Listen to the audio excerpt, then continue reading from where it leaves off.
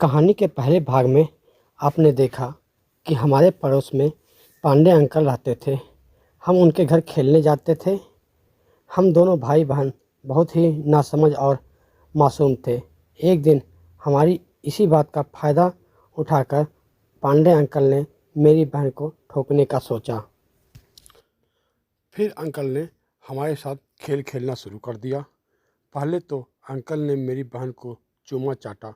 उसके बाद खेल के दूसरे भाग में अंकल ने मेरी बहन से उसका टी शर्ट निकालने को कहा। अब आगे। जब निधि ने अपना टी शर्ट उतारा तो अंकल उसके संतरों को देखकर बस उसके संतरों को देखते रह गए। उन्होंने अपनी जुबान पर अपनी जेब फेरी और निधि को अपने पास बुला लिया। निधि को लेकर वह सोफे पर बैठ गए।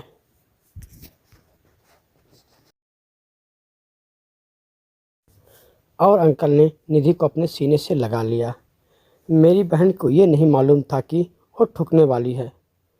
वो तो यही समझ रही थी कि ये कोई बढ़िया गेम चल रहा है। अंकल बिल्कुल पागल हो गए थे। वो वैशाली के गाल, गले और सब जगह चूम रहे थे। अंकल मेरी बहन को ठोकना चाहते थे। अंकल ने उसे सीने से लगा लिया। मेरी बहन को ये नहीं मालूम था कि वो ठुकने वाली है।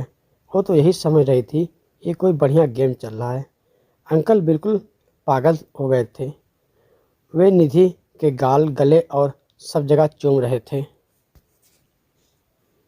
मैं उस समय 14 साल का था। मुझे देखने में बड़ा मज़ा आ रहा था। मेरे अंदर एक रोमांच पैदा हो रहा था। फिर अंकल ने निधि को अपनी बाहों में लिए मस्ती में उसकी पीठ को सहलाने लगे और उसके होठों को चूमने लगे। नंगी पीठ पर अंकल के हाथ किसी सांप की तरह यहाँ वहाँ दौड़ रहे थे। वो निधि को अपना घरेलू माल समझ रहे थे और उसे ठोकने वाले थे। मेरी बहन के खूबसूरत जिस्म की खुशबू पांडे अंकल ले रहे थे और मज़ा मार रहे थे। वो बड़ी देर तक निधि के नारंगी संतरों को देखकर आंख सेकते रहे। अंत में वह जादुई पल आ गया जब अंकल ने अपने बड़े बड़े हाथ मेरी बहन की मस्त मस्त नारंगी संतरों पर रख दिए। किसी लाल पके टमाटर की तरह पांडे अंकल मेरी बहन के मस्त मस्त बेहद खूबसूरत संतरे मज़े लेकर दबाने लगे। उस समय दोस्तों मैं 14 साल का था।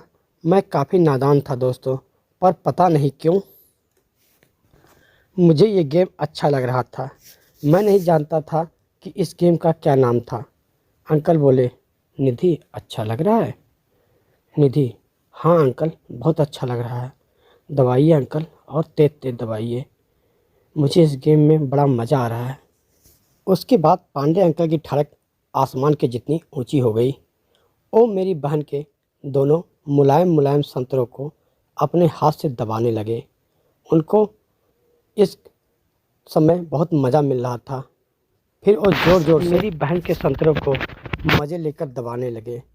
कुछ देर बाद अंकल ने निधि को अपनी बाहों में भर लिया और उसके संतरों को जीभ से चाटने लगे। निधि, आह आह बहुत मज़ा आ रहा है। अंकल, निधि अभी तो तुम्हें और भी बहुत मज़ा आएगा, बस तुम खेल को पूरा खेलती रहो। अंकल कभी एक संतरे को तो कभी दूसरे संतरे को चाटते। निधि आह आह करने लगी। अंकल मस्त होकर उसके संतरों को चाटते जा रहे थे और निधि मस्त होकर अंकल से चिपकने लगी थी। अंकल ने उसके एक बड़े से जैसे ही अंकल ने निधि के संतरे को चूसना शुरू किया, निधि का मुंह पूरा खुल गया।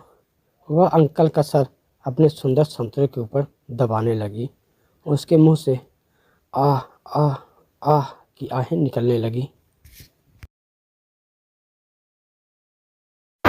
अंकल, आप मेरी बहन का संतरा चूस लीजिए, मैं कहने लगा और ताली बजाने लगा।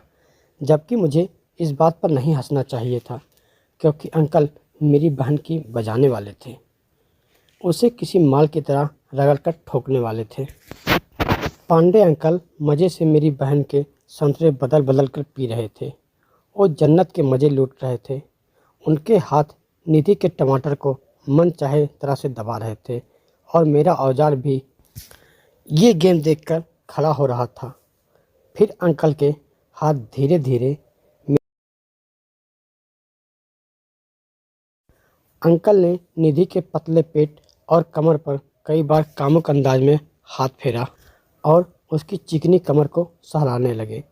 फिर अंकल ने निधि को सोफे पर लिटा दिया और उसके पतले पेट को सहलाने लगे। मैं 14 साल का था, कुछ नहीं जानता था कि ये सब क्या हो रहा है। अब अंकल ने मेरी बहन को तसल्ली से कैसे बजाया, इसके लिए देखें कहानी का तीसरा भाग। दोस्तों, कहानी आपको कैसी लगी कमेंट करके ज़रूर बताइए। आपको कहानी अच्छी लगी तो कहानी को लाइक कीजिए, सब्सक्राइब कीजिए।